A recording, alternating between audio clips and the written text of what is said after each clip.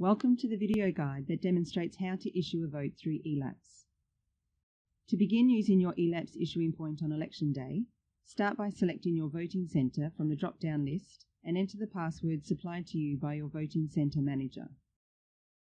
For training purposes, we will log in via the training mode. When logging in, you will be asked to accept that you are an authorised voting official who has permission to use the eLAPPS system. Once logged in, you will be presented with the Elector Search screen. You will use this screen to search for electors on the electoral roll who are eligible to vote in this election.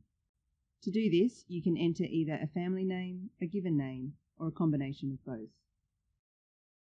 If you are unable to find the elector you are searching for by name, you can also search for someone using the address search option. This can be handy to find multiple people who live at the same address. At any time, you can select the Clear button to begin a new search. Once you have found the elector you are searching for, click the Select button next to their name. This will take you to the Elector Details screen. From this screen, you can confirm the person matches the electoral roll record. Select the Issue Ballot Paper button, and this will mark the elector as having voted in this election. If they do not match, you can select the Cancel button. Once marked, provide the elector with voting instructions and issue them the required ballot papers. At the bottom right-hand side of the screen, you are given three options. The first will return you to the search list where you selected the elector from.